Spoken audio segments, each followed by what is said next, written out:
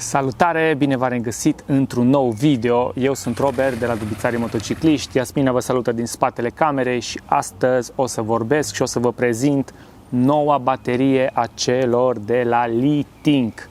După cum bine știți, acum vreo 3 luni, în plină iarnă, am primit o baterie asemănătoare, ceva mai mare ca dimensiuni. Aia a fost de 280 de amperi, asta acum este aproape jumătate din suprafață și are 314 amperi la 12 volți.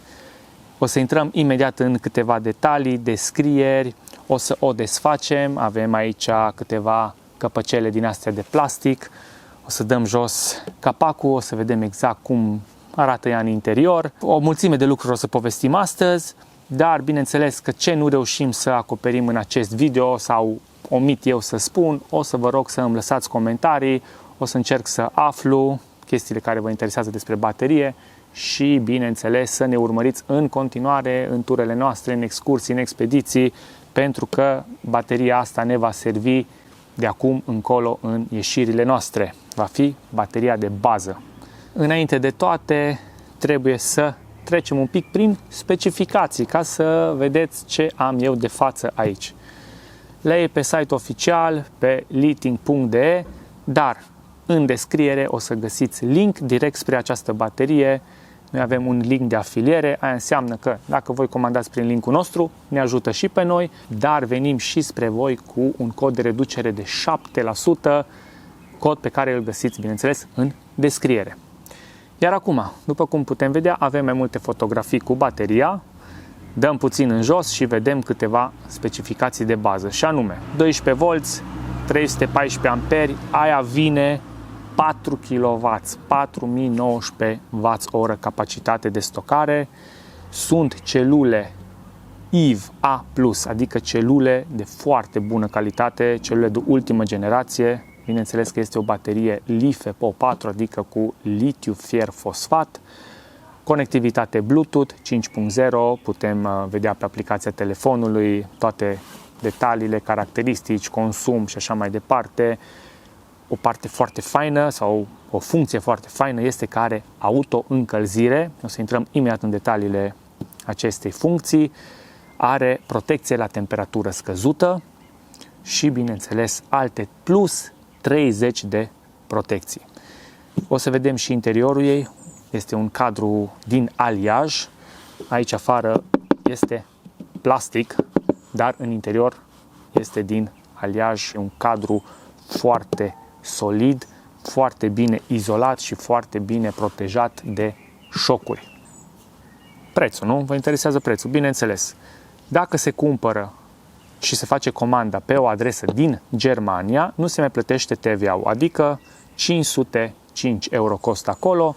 Puteți aplica reducerea de 7% și vedeți exact cât vă dă, dar dacă sunteți din România și comandați în România, o să plătiți cu TVA-ul 19%, adică 600 de euro, minus cei 7% din calculele mele rapide, undeva la vreo 560 de euro, cu transport gratuit inclus. Bateria ajunge undeva în 3, 4, 5 zile, în funcție de când dați comanda, cum se mișcă curierii și așa mai departe. Te mergem în jos și vedem aici primul lucru care ne apare este că ei oferă 10 ani garanție, garantează plus 5.000 de cicluri de încărcare ca să reziste bateria cumva la capacitate de 100% și după vreo 8.000 de cicluri de încărcare scade la 70% și după 15.000 de cicluri de încărcare la 40%.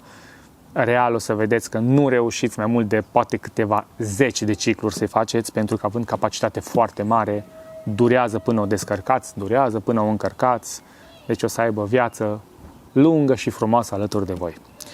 Dăm mai jos, vedem aici, avem certificare ECR10. Asta e un lucru foarte bun pentru că este o certificare europeană. La cât este ea de mică din punct de vedere fizic, la atât este de puternică.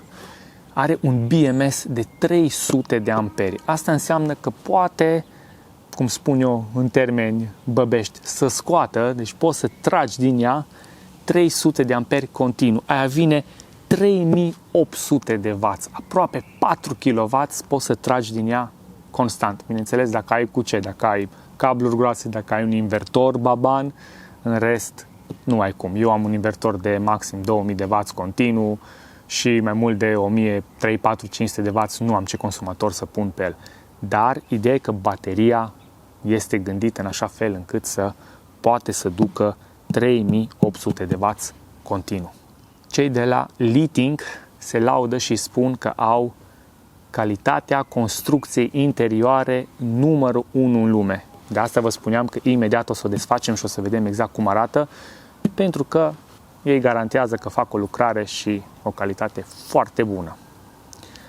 Are senzor triplu de temperatură, tub de protecție din fibră de sticlă. Deja în aceste imagini îi vedem structura internă, vedem cât de bine este izolată și protejată de șocuri, cadru de susținere din aliaj, izolație epoxidică, 6 pagini, adică 6 layere, 6 straturi de protecție.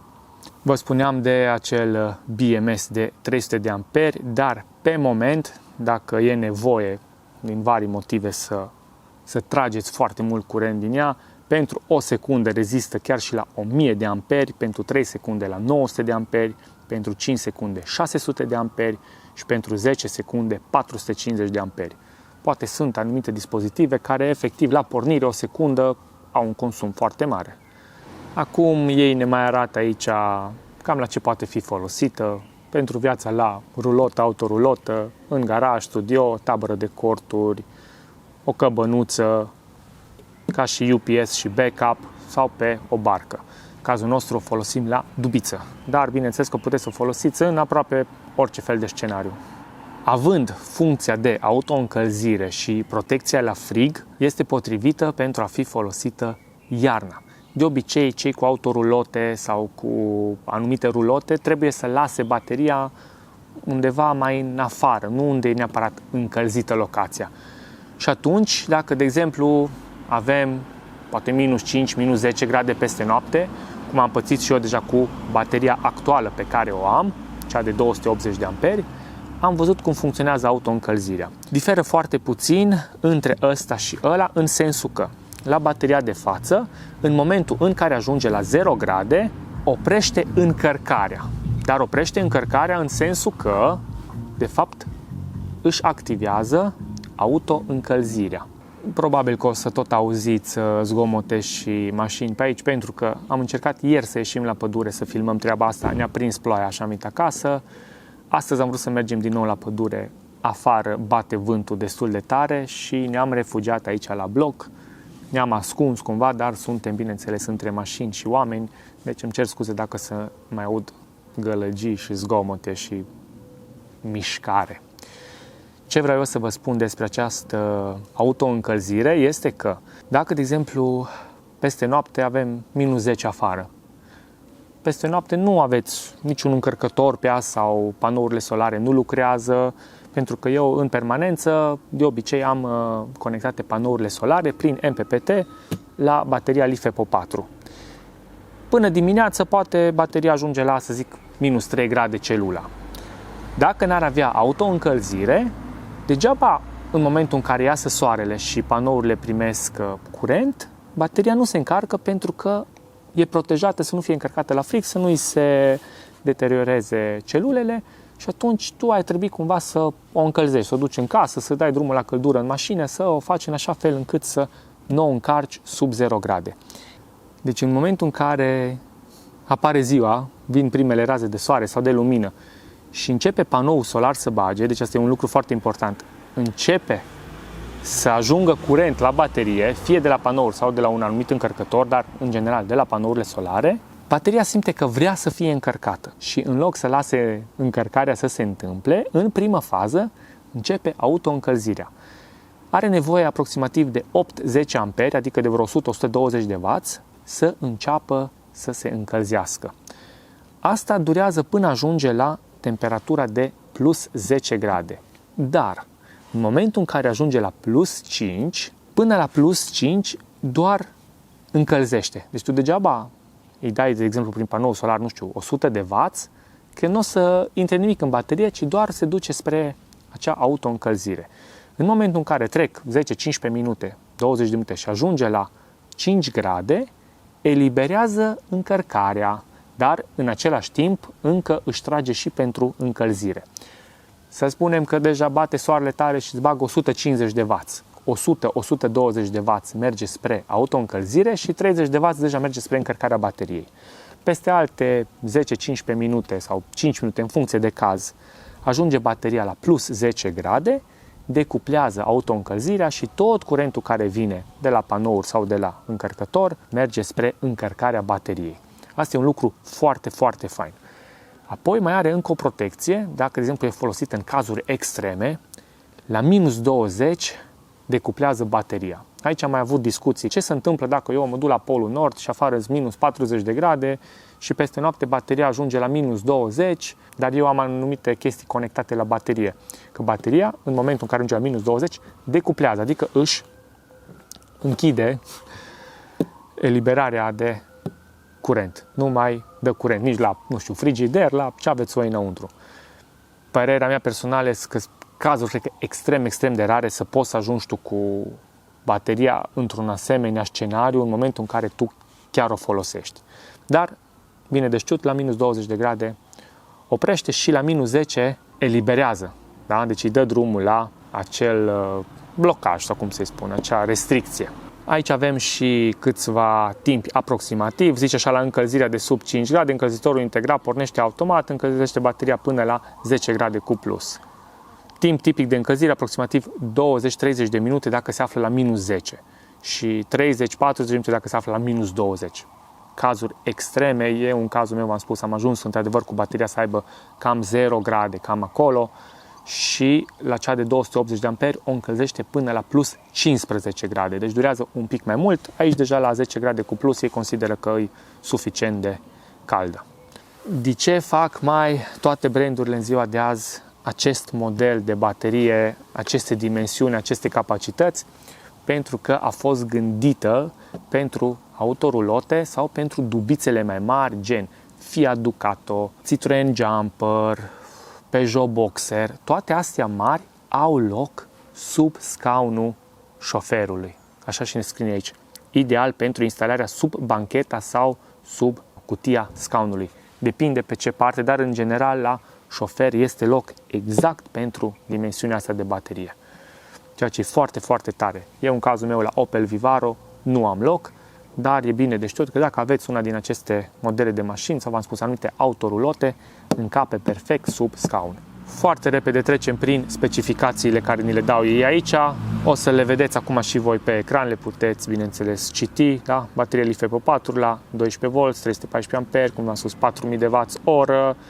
Tensiunea de întrerupere a descărcării este la 10,8V. Rezistența internă este sub 100 de ohmi. Rata de autodescărcare este de cam sub 2%. Dacă se lasă, cum ar veni într-un stand-by, nu pui absolut niciun consumator, cam 2%, așa zic ei, că e rata de descărcare. Durata de viață v-am spus-o mai înainte. Trecem la caracteristicile de încărcare și descărcare. Aici ne arată foarte clar că tensiunea de încărcare este de 14,6V, adică tensiunea cu care se încarcă bateriile LiFePO4. Să aveți grijă că în momentul în care încărcați aceste baterii, să aveți MPPT-ul și încărcătorul dedicat pentru baterii LiFePO4. Ei spun că curentul recomandat este de vreo 62 de amperi. Eu nu am atât, am un încărcător de 20 de amperi și 400 de W panouri solare, din care real bagă undeva la 15-17 amperi. Curent minim de încărcare pentru funcția de încălzire, vă spuneam că minimul pe care le ai este 8 amperi. Curent maxim de încărcare continuă 300 de amperi.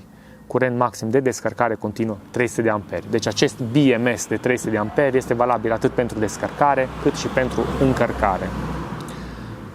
Putere maximă, cum am spus, 3840 de Wh. Ne mai dau timpii de încărcare, ne mai dau toate funcțiile astea de care le-am spus mai înainte.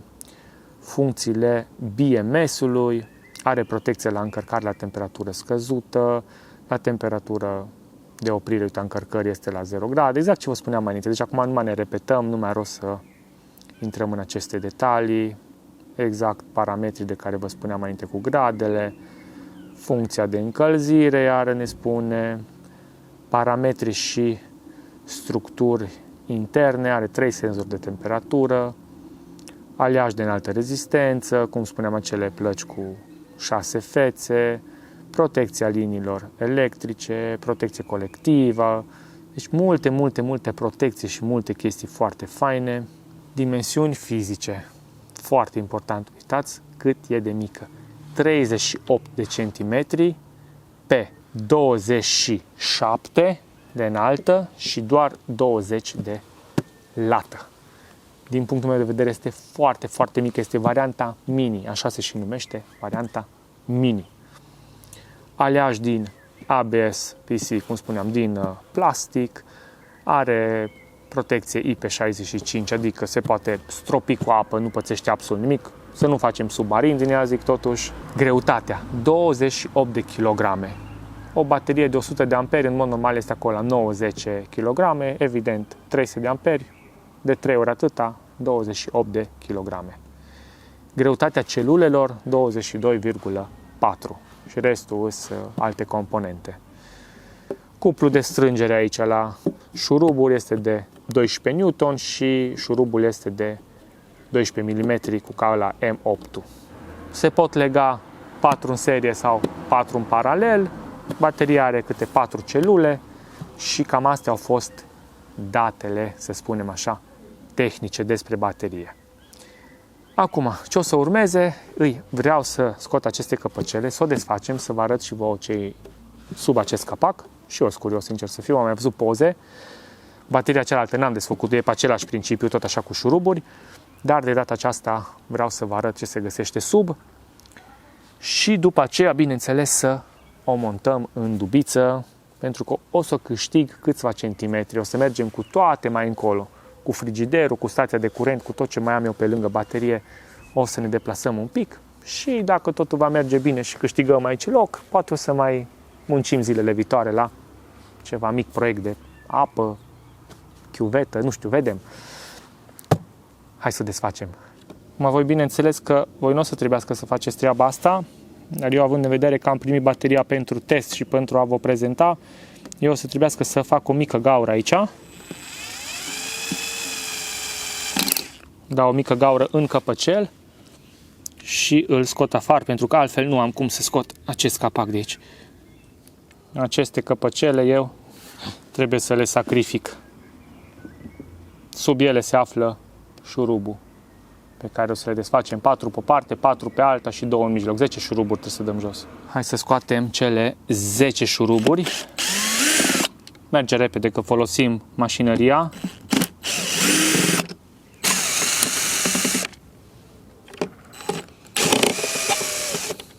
Nu e cel mai bun loc unde fac eu treaba asta, sper să nu îmi cadă din șuruburi, dar ridicăm capacul să scot șuruburile după aceea.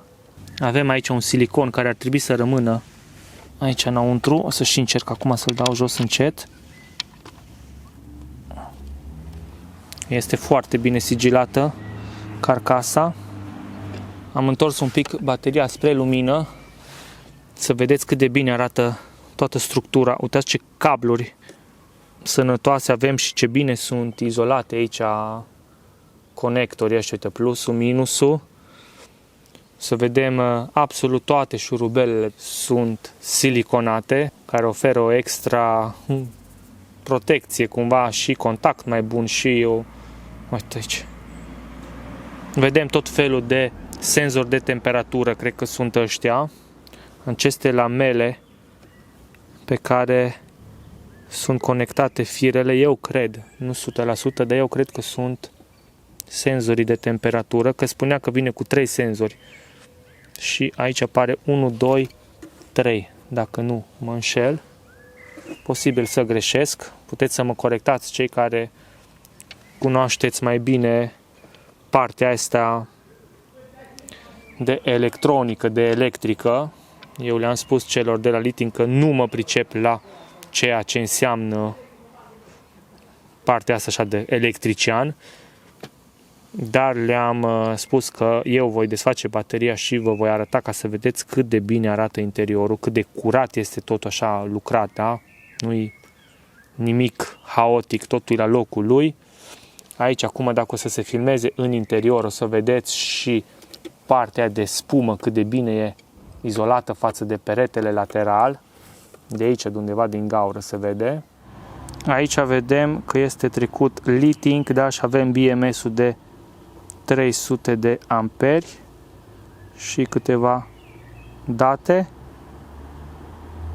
Astea galbene sunt acele plăci de care spuneau că protejează celulele. Celulele se văd acolo, sunt cele cu albastru.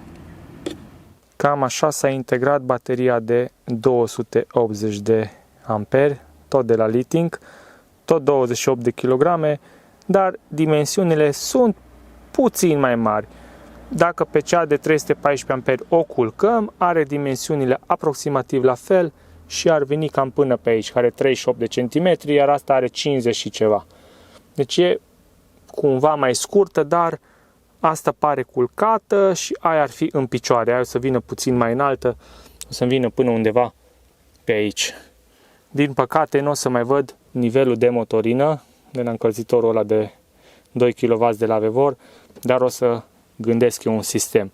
Ideea e că ăla este mai îngust și o să-mi vină un pic mai încolo, deci cu toate astea o să trebuiască să mă duc mai încolo și atunci o să câștig ceva spațiu aici. Hai să o demontăm pe asta și să o punem pe aia în loc. Cum spuneam, bateria mea este folosită cu un invertor de 2000 de W continuu, legată la un MPPT cu 400 de W solar pe mașină, dar real bagă cam 200-250 de W maxim. De obicei folosesc un cuptor cu microunde, perioade scurte pentru popcorn. Mai avem un air fryer care momentan nu este aici, facem pituțe la el, dar eu pe lângă bateria de bază mai am și stații de curent pe care le mai folosesc. Deci suntem cumva acoperiți din punct de vedere energetic. Acum le avem în comparație, da? Deci se vede clar, asta e mult mai îngustă decât asta, dar este mai înaltă. Dar totodată, uite, le pun la fel, este și mai scurtă. Și acum eu voiam să vă arăt că dacă o culc jos, uite așa, atunci înălțimea e aproape cât ar veni asta, dar este mult mai scurtă. Lățimea cam tot e aici acum, dacă o luăm ca lățime, înălțimea lui asta mică. Bineînțeles, mai scurtă și un pic mai îngustă. Și gândiți-vă, 314 amperi în loc de 280. Oricum și asta este o baterie excepțional de faină. Asta vine vreo 400 și vreo 50 de euro, dacă nu mă înșel. Găsiți oricum link și spre ea, vă rog să verificați prețul ei în momentul în care noi vorbim acum. Așa că hai să o băgăm pe asta în dubiță și să vedem cum se încadrează, cum ne împăcăm cu ea acolo. Și cam ăsta este spațiul pe care l-am câștigat. Vreo 10 cm și aici în față de asemenea. Se vede până unde am avut marcajul ca să-mi stea să nu fugă bateria stânga-dreapta. I-am făcut aici legăturile. Îmi pleacă direct la invertor și direct la acest șunt care merge la ecran. Aici o să-i mai pun acum niște stickere. Astea sunt stickerele cu care vine, cu o mapă din asta, bineînțeles cu cărticica lui, unde aveți toate detaliile. Nu mai intru acum prin carte, pentru că v-am arătat și pe pagina lor oficială. Aici aveți tot ce aveți de știut, dar acum ce mai vreau eu să vă arăt repede, că am uitat, să vă arăt aplicația și să vă arăt cum a venit ea împachetată, procentaj și așa mai departe. În momentul în care vă cumpărați o baterie, ar fi indicat să vă comandați și un încărcător. În cazul meu de față cel de 20 de amperi, este și de 40, care vine ceva de genul împachetat. Asta este un model de încărcător pentru baterii LiFePO4 gel și acid. Nu are ventilator de răcire, deci asta înseamnă că este silențios, dar se încinge. Să aveți grijă unde îl puneți, unde îl lăsați, să fie destul de bine ventilat, pentru că aproximativ după 30-40 minute el se încinge. Se face chiar fierbinte. Eu am încărcat cu el vreo 6 ore, 7 ore, ceva de genul, deci e ok, funcționează perfect, dar să țineți cont că se va încinge. Vine cu mufele astea cu Andersen sau Anderson, cum se numesc. E un încărcător foarte, foarte fain. Căldura lui se disipează în carcasa metalică, de asta se încinge. Acum vă las pe ecran, că mă uit și eu pe telefon, imaginile, chiar când mi-a ajuns coletul. Vedeți cutia în care a fost împachetat. De fapt, asta este cutia în care vine bateria, dar în afară de această cutie a mai fost într-o extra cutie, un pic mai mare decât asta, tocmai pentru a avea o protecție foarte bună. Imediat când am deschis cutia am văzut că avem cărticica și stickerele de care vă spuneam. Am făcut o poză și la cele șuruburi plus minus care vin prinse în spuma aia de sus acolo într-o punguliță. Am desfăcut cutia și am văzut splendoarea de baterie. Vine băgată într-o pungă de plastic, într-o folie bine ambalată, să nu ajungă umezeală la transport sau să se întâmple ceva negativ pe parcursul traseului, pe parcursul transportului. Am scos-o afară și am făcut câteva poze în bucătărie ca să o văd ce bine arată. Aici avem o fotografie cu detaliile, specificațiile și așa mai departe. I-am mai făcut o poză și din partea de spate să se vadă cât e de frumoasă și cam astea sunt fotografiile cu bateria. Iar acum vreau să vă mai arăt câteva print screen-uri făcute în momentul în care mi-a ajuns. Și avem în primă fază interfața aplicației, cum arată că am avut 58%, era la 192 de amperi. Aia vine 58% din baterie, avea 13,2 volți, avea, uite, 17 grade, 16 grade, foarte ok. După care am început să o încarc, am pus încărcătorul de 20 de amperi, încărcat cu 264 de W, îmi arăta 6 ore că durează încărcarea, dar partea interesantă, spre surprinderea mea, a fost că după aproximativ vreo 7 ore îmi arăta că a încărcat 332 de amperi. Deci bateria având 314, se pare că a încărcat mai mult, având teoretic cel puțin o capacitate mai mare de stocare. Acum asta poate rezulta și din faptul că e prima încărcare și de asta vă spuneam la începutul clipului că aceste baterii LiFePO4 ar fi bine cel puțin la început să le facem măcar un ciclu, 2-3 de încărcare, descărcare completă. Da? Deci până la 0, până se decuplează bateria, o pui la încărcat, o lași până la 100%, până ea decuplează, până se face balansarea celulelor și atunci cumva învățăm BMS-ul, acel Battery Management System, să știe exact cu ce are de lucru, cum ar veni, ce are de făcut. Și de asta sunt un pic surprins, pentru că bateria, cel puțin la prima vedere, are capacitate mai mare decât ne spun ei.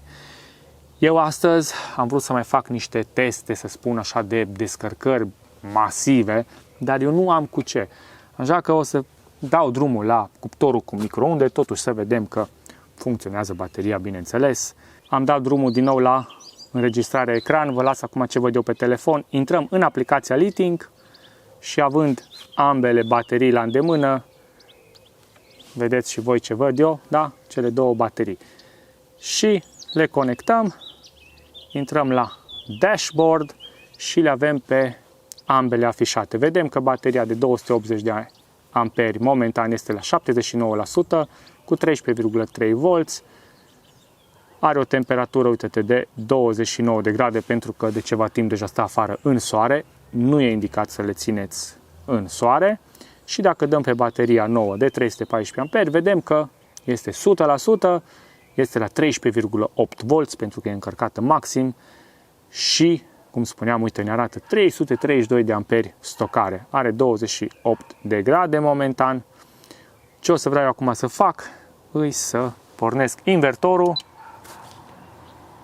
și să-i dăm drumul un pic la cuptorul cu microunde, care nu are un consum foarte mare, Și ce voiam să vă arăt, doar am pornit invertorul în standby și un invertor de 2000 de W are un consum deja de 23 de W doar în standby.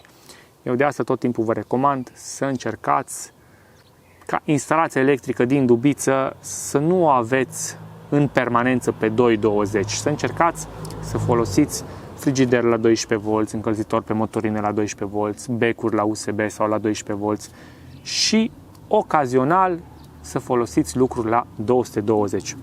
Cuptor cu microunde, air fryer, să încărcați poate niște acumulatori, să folosiți un uscător de păr, să folosiți un prăjitor de pâine și așa mai departe, pe care le folosim doar câteva minute.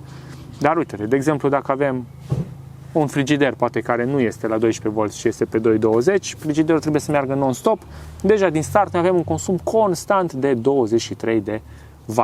De exemplu, frigiderul meu de 40 de litri consumă la 24 de ore aproximativ 200, 250, 300 de W. Mergând, răcind la 3-4 grade. Dacă aveți, de exemplu, ceva legat la 220, cu siguranță veți avea un consum mai mare doar având invertorul pornit în standby. Bun, am vorbit destul de multe. Hai să-i dăm drumul pe maxim. Vreo 3 minute, să zic, la cuptorul cu microunde. A pornit și vedem deja a pornit și ventilatorul invertorului. Tocmai de asta eu prefer să nu folosesc pe cât posibil un invertor atât de mare. Prefer să folosesc 220, 220 de volți prin stațiile de curent. Poate voi aveți alte invertoare mai puternice care duc mai mult sau care nu fac gălăgie cum face al meu la 1147 de W. Și asta până la vreo 7-800 de W nu pornește ventilatorul. Bun. 85 de amperi, constant. Bateria estimează acum că, uite, cu un consum de 1100 de W ar duce undeva la aproape 4 ore, 3 ore 50 ceva de minute. Am spus, cât folosim cuptorul cu microunde? Facem un popcorn, încălzim rapid ceva, un bol de orice ar fi, 30 de secunde, un minut, 2, 3. Noi avem experiențe foarte plăcute cu bateria de 280 de amperi. Am fost plecați recent 11 zile prin Austria, prin Slovenia, prin Italia. Primele 3-4 zile nici nu am conectat măcar panourile solare. Am vrut să văd cam ce consumam și mi-a ajuns undeva la vreo 70% în primele zile de folosit. Frigider, laptop, încălzitor pe motorină, telefoane la încărcat și așa mai departe. Sunt tancuri de baterii. Am lăsat cuptorul cu microunde să meargă în maxim la 1130 de W 4 minute și a scăzut la 98%. Brici. Repet și o mai spun. Vă rog frumos să ne urmăriți pe mai departe, pentru că dacă deja ați văzut exact cum funcționăm noi, o să vedeți că noi o să venim cu feedback la fiecare ieșire, vă arăt, vă spun, o să vedeți exact cum folosim, ce se întâmplă, cum se comportă și așa mai departe. Oarecum e foarte greu acum să lungesc clipul pe mai multe zile de filmări și să stau să filmez cum se descarc, cum încarc. La mine încărcarea se va face în general strict prin panourile solare, dar după cum ați văzut avem și un încărcător la priză în caz de nevoie. Eu reușesc să încarc în aproximativ 3 zile complete, de la 0 la 100%. Așa am făcut cu cealaltă baterie de 280 de amperi. I-am făcut un ciclu complet de descărcare și de încărcare. 3 zile aici în fața blocului, deci nu am avut extraordinare condiții, pentru că dimineața am umbră până la o anumită oră, seara deja după clădiri iar apare umbra, dar repet, cu panouri de 400 de W, din care bagă cam 150, 200, 200 și un pic, în 3 zile am reușit să încarc complet. Cât consum putem avea noi pe traseu? Dacă avem niște panouri, cu siguranță nu o să rămânem absolut niciodată fără curent, pentru că ar trebui să folosim foarte mult, deci toată ziua să folosim cuptorul, să folosim cuptor cu microunde, air fryer, prăjitor de pâine, uscător de păr, toate astea să meargă non-stop ca să putem goli o baterie din asta. Bun, dragilor, eu am fost Robert, Mulțumesc încă o dată celor de la Liting, dar vreau să mulțumesc foarte mult și celor care ați rămas până aici și m-ați ascultat și sper să ne vedem cât de curând într-o nouă aventură. V-am salutat, nu uitați să intrați în descriere, să verificați linkul de afiliere și codul de reducere de 7%.